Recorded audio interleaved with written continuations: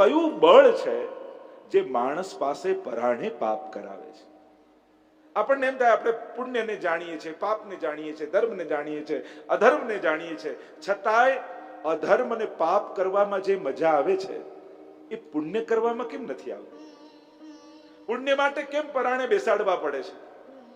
ઠાકોરજીમાં કેમ પરાણે મન લગાડવું પડે છે અને વિષયોમાં મન સહજ લાગી જાય છે? આવું કેમ થાય છે? કોઈક તો બળ હશે ને જે માણસને પાપ તરફ ખેંચી જાય છે. અને એનો ઉત્તર આપતા ભગવાને ખૂબ સુંદર ઉત્તર આપતા કહ્યું.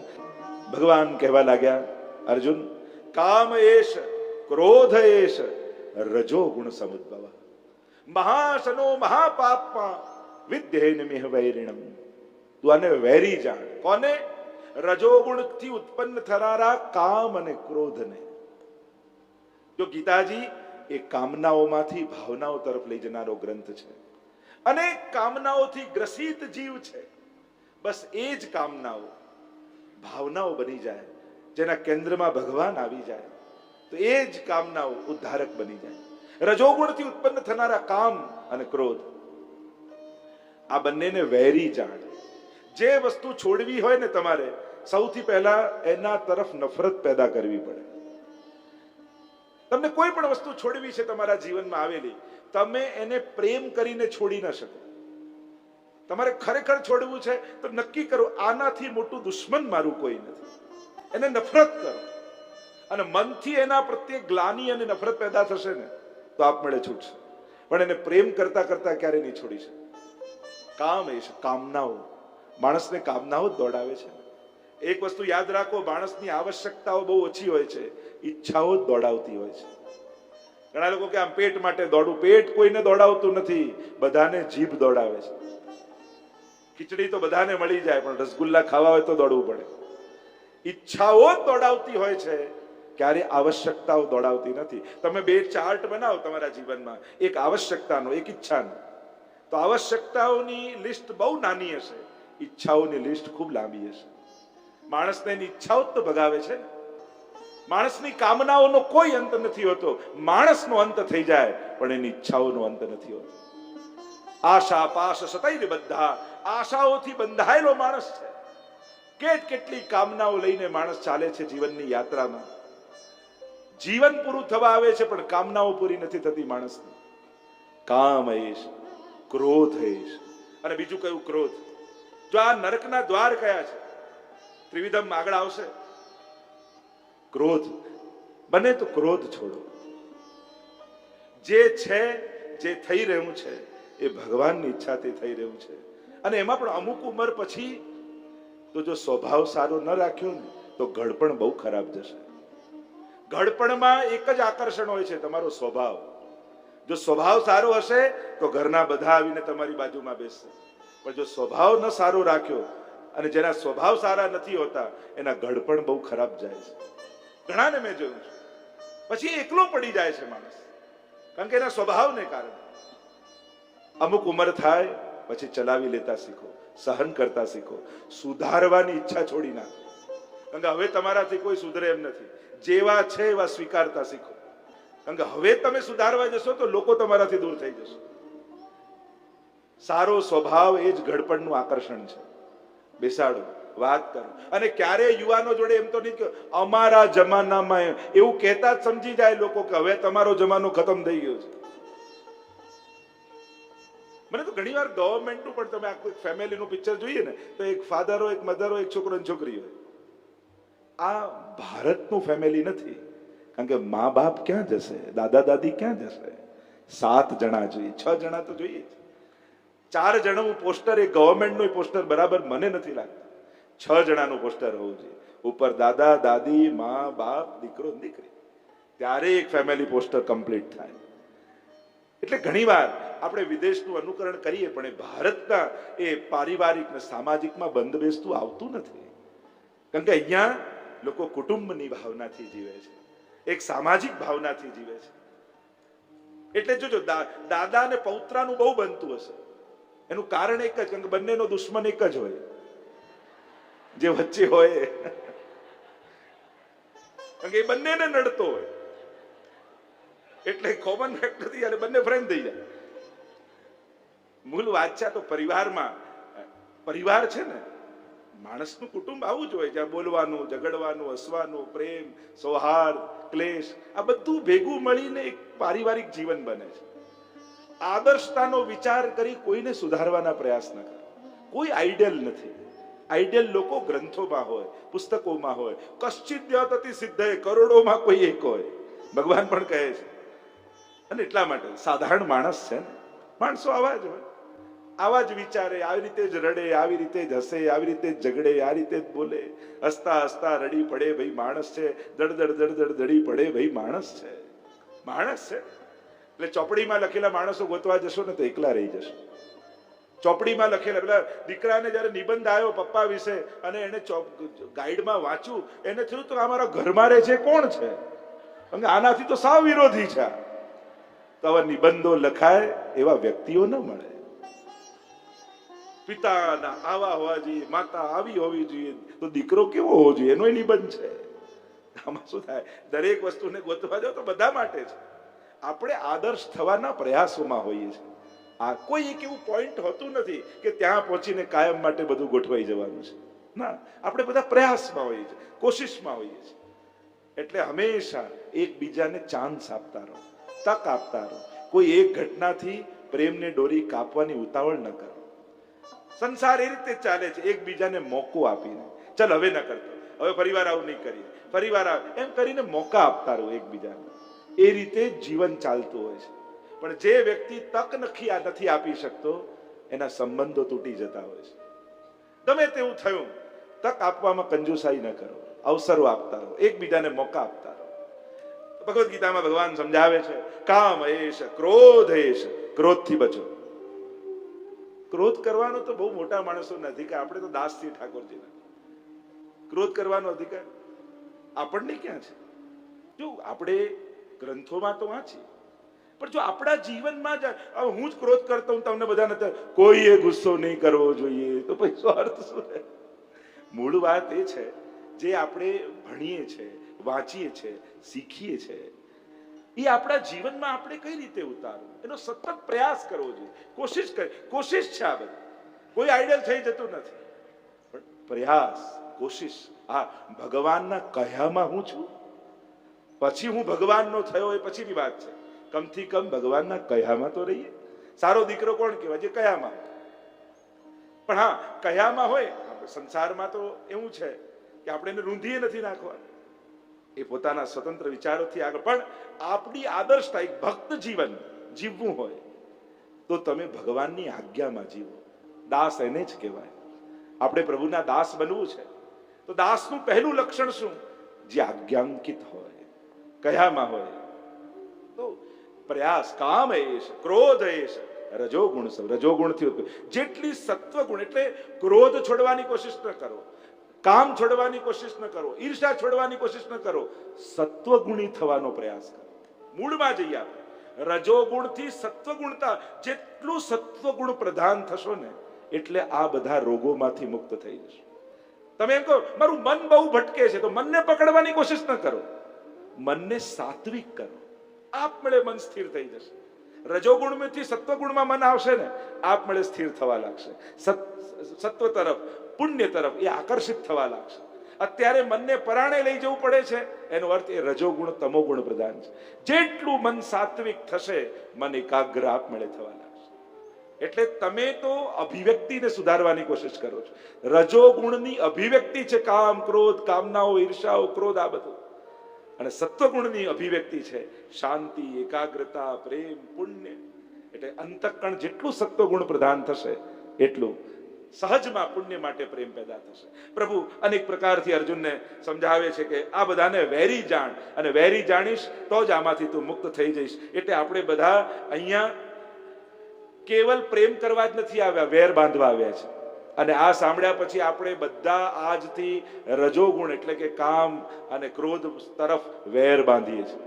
એ આપણો શત્રુ છે એમ માનીને આપણે એમને સ્વીકારીશું. આગળ અર્જુન ચોથા શ્લોકમાં, અહીંયા આપણે આ ત્રીજા અધ્યાયના વિરામ તરફ લઈ જઈએ અને છેલ્લો શ્લોક 43મા શ્લોકમાં કહેતા કહ્યું, કામ રૂપમ દુરાસદમ, તું આ કામરૂપી જેને જીતી શકાય એવું નથી એને શત્રુ જાણ.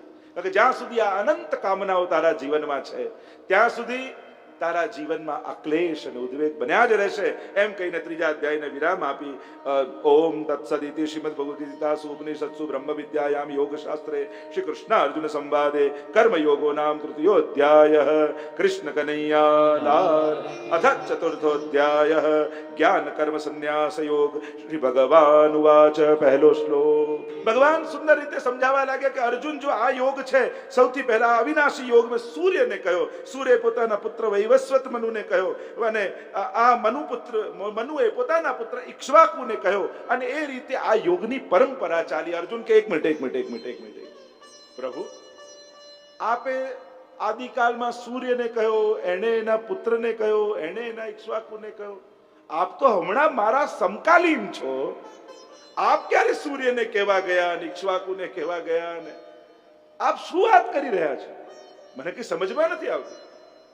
આપમાં ને મારામાં 1-2 વર્ષનો ફરક છે અને આપ એમ કહો છો કે આ યોગ મેં આદિકાળમાં સૂર્યને કહ્યો છે અને સૂર્યએ પછી પોતાના પુત્ર વૈવસ્વત મનુને કહ્યો, મનુએ પોતાના પુત્ર ઇક્ષ્વાકુને કહ્યો અને આ રીતે એની પરંપરા થઈ. પૃથ્વીલોકમાં યોગ આવ્યો. તો આપ ત્યારે ક્યારે હતા? મને સમજમાં નથી આવતું. પ્રભુ, આપ તો હમણાં અર્વાચીન છો અને આવી પ્રાચીન અનાદિ આદિકાળની વાત, આપની વાત મારે ગળે ઉતરતી નથી. કઈ રીતે આપ ત્યાં જઈને કહી શકો? ત્યારે ભગવાન હવે પોતાની ભગવત્તાનો અનુભવ કરાવતા, પોતાના ભગવાનપણાનો અહેસાસ કરાવતા ભગવાન કહેવા લાગ્યા, બહુની મે વ્યતીતાની જન્માની તવ ચાર્જુન. અર્જુન, તારા અને મારા અનેક જન્મો થયા છે. એ દરેક જન્મોને હું જાણું છું, પણ તું જાણતો નથી. અહીંયા પુનર્જન્મ બાદ, કારણ કે હિન્દુ ધર્મની વિશેષતા છે, પુનર્જન્મ આપણે ત્યાં અનેક કર્મો કરતા કરતા આવીએ છીએ, અનેક કર્મો કરીએ છીએ, ભોગવીએ છીએ અને પછી આગળ જન્મ લઈએ છીએ. તારા અને મારા અનેક જન્મો થયા છે. હું દરેક જન્મની કથાને જાણું છું, તું જાણતો નથી. આપણે ત્યાં જીવની ગતિ અનેક પ્રકારથી બતાવી છે. માકડની જેમ ગતિ, એમ ગીતાજીમાં તો કહ્યું આ જીવાત્માની ગતિ કેવી છે? માકડની જેવી છે. માકડ કઈ રીતે ચાલે? 2 પગ પહેલા ઉપાડીને મૂકે અને પછી 2 પગ પાછળના ઉપાડે. એટલે ત્યાં સુધી કહ્યું કે આ દેહ છોડતા પહેલા આ જીવાત્મા નવો દેહ નક્કી કરી લે છે. એવી પણ એક ગતિ, જો જીવાત્માની ગતિ ગરુડ પુરાણ આદિમાં તો છે જ, પણ અનેક પ્રકારની ગતિ. એક પિતૃલોકમાં જાય, એક કર્મ અનુસાર એના જન્મ મરણ થાય, એક એના કર્મ અનુસાર સ્વર્ગ નરકને ભોગવે.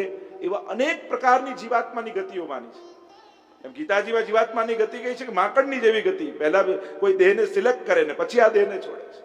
એવી પણ એક ગતિ બતાવી છે. તો અહીંયા કહ્યું, હું બધા જ એને જાણું છું, તું જાણતો નથી. એમ કહીને આગળ 7મા શ્લોકમાં પરમાત્મા સમજાવતા બોલ્યા, જેમ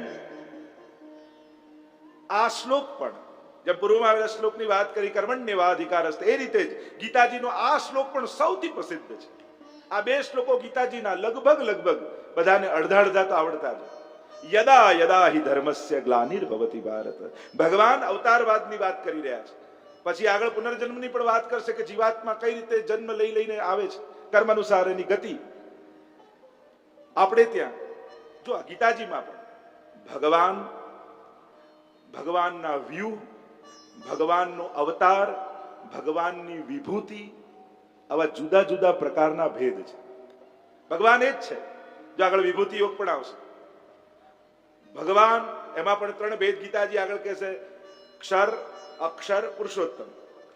પછી ભગવદ અવતારની વાત, યદા યદા હિ ધર્મસ્ય ગ્લાનિર્ભવતિ, અને શ્રીમદ ભાગવતમાં એતે ચાંસ કલાપુંસ કૃષ્ણસ્તુ ભગવાન સ્વયં 24 અવતારની જે વાત કરી છે, સનત કુમારોથી લઈને કલ્કી સુધી, અવતૃ ધાતુ પરથી અવતાર શબ્દ બને, ઉપરથી ભગવાનનું નીચે આવે.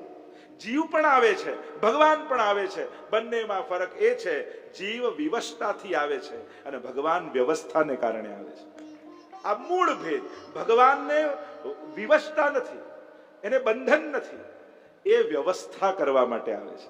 વ્યવસ્થાનો એક ભાગ છે ભગવાનનું આવવું, અને જીવ આવતો નથી, એને મોકલાય છે. જો આપણે જ આવતા હોત ને આપણે જ નક્કી કરવું હોત તો કોઈ ગરીબના ઘરે બાળકનો જન્મ જ ન થાય. એ તો વિવશ થઈને આવે છે. એ વ્યવસ્થાનો ભાગ નથી. જેવા કર્મો કર્યા એ પ્રમાણે. એટલે હું તો ઘણી વાર કહું કે તમે વૈષ્ણવ કુળમાં તમારો જન્મ થયો છે એ અકસ્માત નથી, એ ભગવાનની વ્યવસ્થા છે. કારણ કે ગીતાજી એનું પ્રમાણ આવે છે, સુચિનામ શ્રીમતાંગે. જેને અનેક જન્મો સુધી ભક્તિ કરી છે એ જીવના જ્યારે થોડા કર્મો બાકી છે ને એને મારી ભક્તિનું ફળ આપવું છે, ત્યારે હું એને એ સૂચિનામ કોઈ પવિત્ર શ્રીમંતના ઘરે, એવા ઘરે જન્મ આપું જ્યાં ભક્તિ કરવાની એને બધે જ વ્યવસ્થા મળે. એટલે તમારું વૈષ્ણવ કુળમાં જન્મ લેવું એ તમારા અનંત જન્મોના પુણ્યોનું ફળ છે. અને અકસ્માત ન માનતા કે બસ અહીંયા જન્મ લીધો એટલે વૈષ્ણવ થઈ ગયા અને વૈષ્ણવના કુળમાં. ના, તમને અકસ્માત લાગે છે, ભગવાનની તો વ્યવસ્થા જ છે. આ પ્રભુએ નિર્ધારિત કરી અને તમને મોકલ્યા છે. નહીં તો એવા ત્યાં જન્મ મળ્યો હોત કે જ્યાં ભક્તિ ન થઈ શકે, પુણ્ય ન થઈ શકે, સત્કર્મ ન થઈ શકે. ભગવાને એવા ઘરમાં જન્મ આપ્યો કે જ્યાં ભક્તિ કરવાની અનુકૂળતા છે. તો માનજો અનેક પુણ્યોનું ફળ મને વૈષ્ણવ કુળમાં જન્મ મળીને મળ્યું છે. તમને એવા ઘરે જન્મ મળ્યો કે જ્યાં અન્નપ્રાશન કરાવવાનું હતું તો ઠાકોરજીની પ્રસાદી સખડી તમારા મુખમાં મૂકી. તમે ચાલતા થયા તો આંગળી પકડીને દાદા હવેલીની સીડીઓ ચડાવી. તમે બોલતા થયા તો બાએ તાળી પાડીને રાધે રાધે કરતા પહેલા બોલતા શીખવાડ્યું. આ જો થઈ રહ્યું છે તમારા જીવનમાં, આ થયું છે, તો ભગવાનની ઈચ્છા માનજો, કૃપા માનજો, ગત જન્મના પુણ્યો માનજો કે આવા કુળમાં તમારો જન્મ થયો છે. એવી જગ્યાએ તમારો જન્મ થયો કે જ્યાં આજે પણ તમારા ઘરમાં કંઈક સારો તહેવાર આવે, કોઈ પ્રસંગ આવે તો ઠાકોરજીનો ઉત્સવ થાય છે. હું તો ઘણી વાર કહું કે તમારા ઘરમાં કોઈ ઉતાવળે ઓફિસ જતા હો અને પાછળથી કોઈ અવાજ લગાવનારું હોય કે આજે એકાદશી છે, દંડવત કરીને તો જાઓ, તો તમારી જાતને ભાગ્યશાળી માનજો કે તમારા ઘરમાં તમને તહેવારોમાં કોઈ ભગવાન યાદ અપાવનારું છે. આ ટોક્યું ન કહેવાય. લોકો પાછા ઈગો, હું જઉં ત્યારે જ ટોક ટોક કરતા. આ ટોક્યું ન કહેવાય. આ પ્રભુનો અવાજ માનજો કે એમના હૃદયમાં બેસી ઠાકોરજી તમને બોલાવી રહ્યા છે. ભાગ્યશાળી છો કે તમારા ઘરમાં તમને કોઈ ભગવાન યાદ અપાવનારું છે. ફેરવનારા, નાટા મરાવનારા તો ઘણા મળશે, પણ સારા દિવસોમાં ભગવાન યાદ અપાવનારા ભાગ્યશાળીને મળતા હોય છે. એવા કુળમાં તમારો જન્મ છે. તો ભગવાનનું આવવું એ વ્યવસ્થા છે, જીવનું આવવું એ વિવશતા છે. એ કર્મના બંધનોથી બંધાઈને આવ્યો છે. એટલે એને નક્કી કરવાની ચોઈસ નથી મળતી. ભગવાન જતા પહેલા પૂછે તારે ક્યાં જન્મ લેવો છે, આવું પૂછવામાં આવે છે, એને તો મોકલવામાં આવે છે.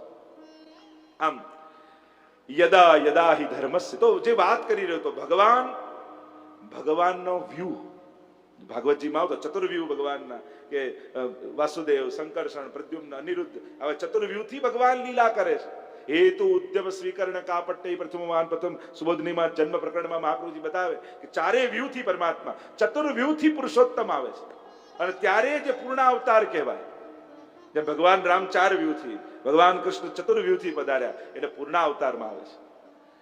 6 પ્રકારના ભગવદ અવતાર થાય છે. ગર્ગ સંહિતામાં ગર્ગજી બતાવે છે. અંશાંશો તથાવેશ કલા પૂર્ણ પ્રકટ્યતે વ્યાસાદૈશ્ચ સ્મૃતઃ પરિપૂર્ણતમ સ્વયં. 6 પ્રકારના અંશાંશ અવતાર, અંશાવતાર, આવેશ અવતાર, કલા અવતાર, પૂર્ણ અવતાર અને પરિપૂર્ણ અવતાર. આ 6 પ્રકારના ભગવદ અવતારો માનવામાં આવે છે. તો આમ બ્રહ્મ, વ્યૂહ, અવતાર, વિભૂતિ. વિભૂતિ યોગ આવશે. જો અર્જુનને કેમ પસંદ કર્યો છે? પાંડવાનામ ધનંજય, ભગવાનની વિભૂતિ છે. ભગવાન તે અલગ નથી, એમ તો નર નારાયણ રૂપે એ જોડાયેલો છે ભગવાન સાથે, જુદો નથી. પણ ભગવાન પોતે વિભૂતિ યોગમાં કહે છે કે પાંડવોમાં હું અર્જુન છું. અર્જુનની પસંદગી માટે પણ ઘણા કારણો છે. ભગવાન કોઈના સારથી એમને નથી બનતા. કેટલી વ્યવસ્થાઓને વિચાર કરીને ભગવાન કોઈની પસંદગી કરતા હોય છે. કોઈ સત્કાર્ય માટે ભગવાન તમને પસંદ કરે ને તો એમને તમે આ સ્થાન પર નથી બેઠા. આ ભગવાનની ઈચ્છા હતી કે તું આ કર. ત્યારે તમારા હૃદય પર સારથી બની ભગવાન સવાર થાય અને તમને કોઈ બલાદીવ નિયોજિત, જેમ પાપમાં ખેંચી જાય છે ને કોઈ, એમ ભગવાન બેસીને પુણ્યમાં પણ ખેંચી જતા હોય છે. ઘણીવાર આપણે ન ઈચ્છતા હોય છતાં ડોનેશન થઈ જાય. ઘણીવાર આપણે ન ઈચ્છતા હોય છતાં વ્યવસ્થામાં ભાગ લઈ લઈએ. આપણે આ તો મેં તો વિચાર્યું નતું, મારે તો જોડાવું નતું, છતાંય જોડાઈ ગયા. ત્યારે માનજો તમારા પુણ્યો તમને ધક્કો મારી રહ્યા છે. ભગવાન કોઈ સત્કાર્ય માટે તમને ખેંચી રહ્યા છે, આ કોઈ ઈશ્વરની પ્રેરણા છે એમ માનજો. તો આ વિભૂતિ, અવતાર એવા અનેક પ્રકારની ચર્ચાઓ ભગવાન સંબંધી છે. અને ભગવાન જુદા જુદા રૂપે આવે છે ભૂતલ પર અને પોતાના કાર્યો, પણ એ દરેક કાર્યોનું મૂળ ઉદ્દેશ્ય શું? યદા યદા હિ ધર્મસ્ય ગ્લાનિર્ભવતિ ભારત, ધર્મની ગ્લાનિ થાય. એમ તો 3 કારણ આપ્યા ભાગવતજીમાં: પૃથ્વી, ગાય અને માતા. આ 3ના દુઃખને હરવા માટે પરમાત્મા આવે છે.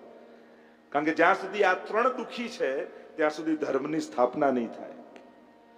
ધર્મની સ્થાપના ભગવાનનો મુખ્ય ઉદ્દેશ્ય છે. અને એટલા માટે મુખ્ય ઉદ્દેશ્ય સાચવવા માટે ગૌણ ઉદ્દેશ્યોને ત્યજી દેવા યા ઉલ્લંઘી જવાય અપરાધ નથી.